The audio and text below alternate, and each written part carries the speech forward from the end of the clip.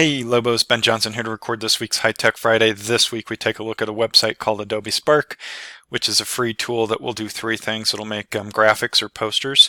It will make videos, in particular Ken Burns style videos that primarily use still photos and narration.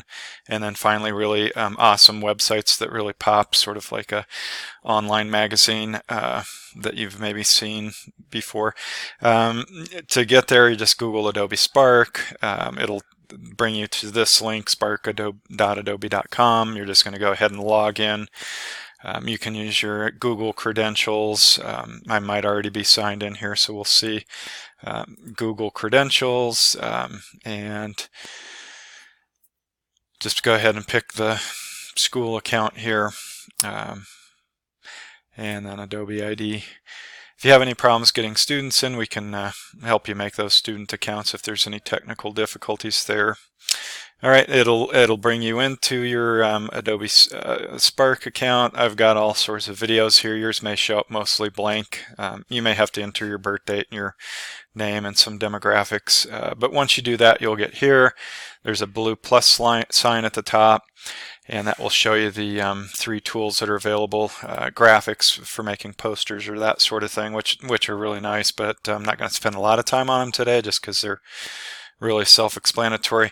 My favorite tool is the videos, and so if you choose videos, it'll give you different templates for different styles of videos, and so you can choose that for kids, or you can let them choose that style of video that they'd like to create.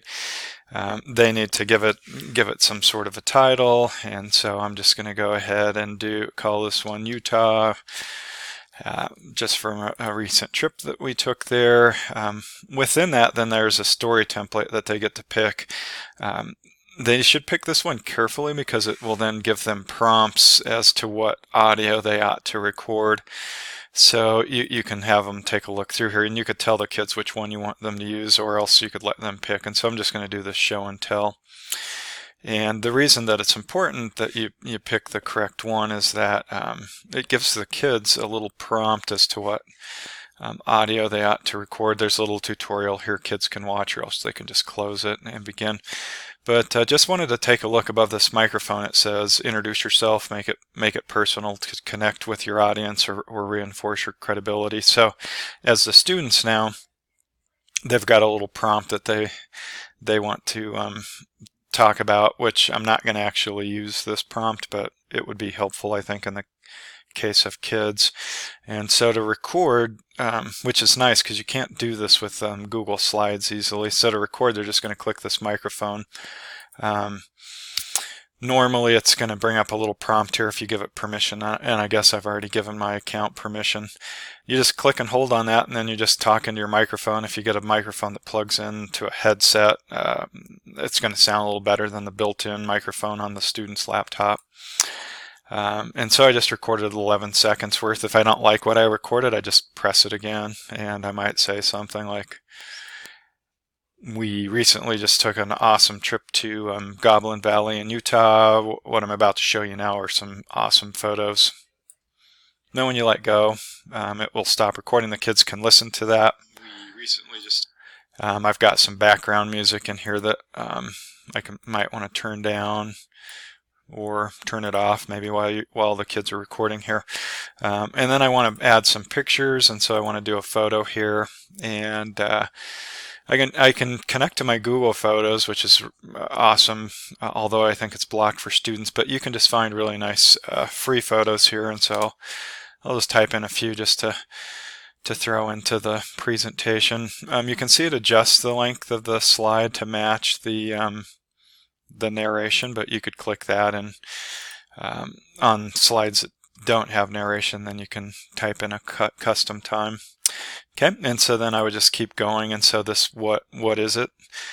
Show your project or the thing you're sharing, highlight what's interesting about it. So again, that would be a nice prompt for a student. In this case, I'm not going to do that, but I could just again click on this record for a time, and it's going to show me the countdown timer here so I know how long I'm recording. if I don't like what I recorded, again, I just hold this down and record again, so it's really slick that way.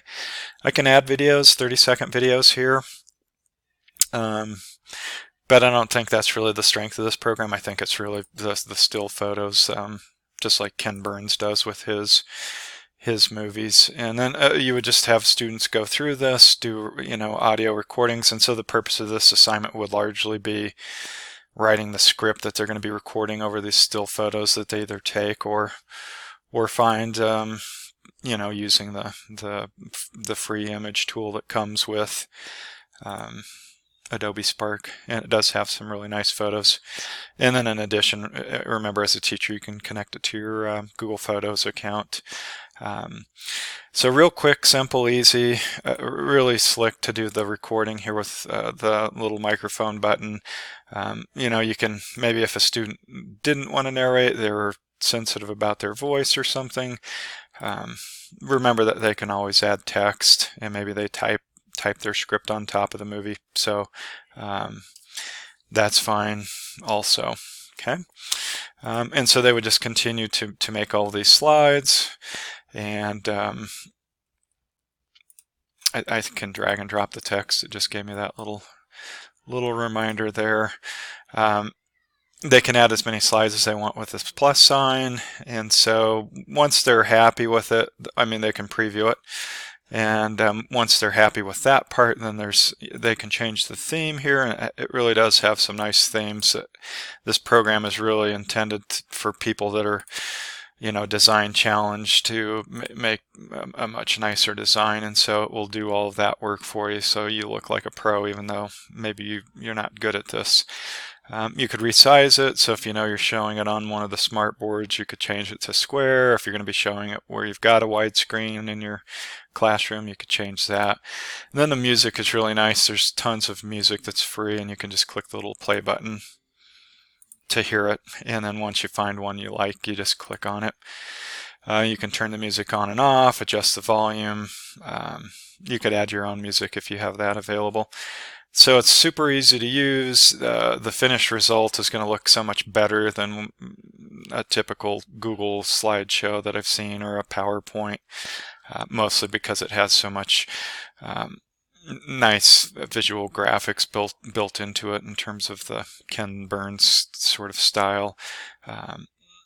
Let's see, as far as turning it in goes, the student could download it when they're finished, or else they could hit the share button and publish it. And I don't want this to get noticed, but maybe you or your kids would want yours to get noticed. I don't need it to show my author or anything like that. And then I'm just going to create a link, or have the kids create a link. It's going to take a few minutes for this video to render, depending on how long it is, how much audio, how many movies you added to it, that type of thing. So just wait patiently here while that happens. And then it's going to give you a URL that students then can turn into you through the Google Classroom, or however you want to accept it. That's probably going to be the easiest way. So kids are just going to copy this link and then go to your Google Classroom and submit that as the assignment, or put it in the announcements page, wherever you ask them to do that. As a teacher, you can easily post this to your classroom. So really sweet tool, looks super sharp when you're done. As far as the educational piece of it goes, I really think it's writing the script and recording that script. Anyway, I think you're going to be really pleased with the finished products. If you compare this finished product with a Google slideshow that you've assigned the same thing, I think this one is really going to blow the Google slideshow out of the water. So give this a shot. I'm going to go back now and show you the website, so I can click on this SP button up here. Hit this blue plus sign. I'm not going to go over the graphics just because they're so straightforward, but the web page, maybe if you want them to do a little bit more writing, maybe you're having students write an essay or a poem or something, and you want them to also have some imagery within that. This is going to be a really nice way to have sort of a photo story, I guess. And again, there's the different types of web pages that you can pick. And it works much the same way as the video in terms of having sort of these canned prompts for you to fill in. And hopefully I don't run out of video time here, but so I'll just fill in these prompts, and then by hitting these plus signs, you can add these other elements like this glide show, where you've got a lot of imagery. And so again, I'll just type in Utah in this glide show. This is the sort of thing that you'll see on professional news professional online magazines. This is how they make those look so much more amazing than just a standard website. Okay, so I added this glide show, and then I'll hit save, and then you can see what it looks like as I scroll through. It does this really amazing job of just putting those photos together in an interesting way. And then I can type text over the top of them. I can put imagery in the background of these photos. So I'll just add a Utah photo here to this. Okay, so that's how the program works.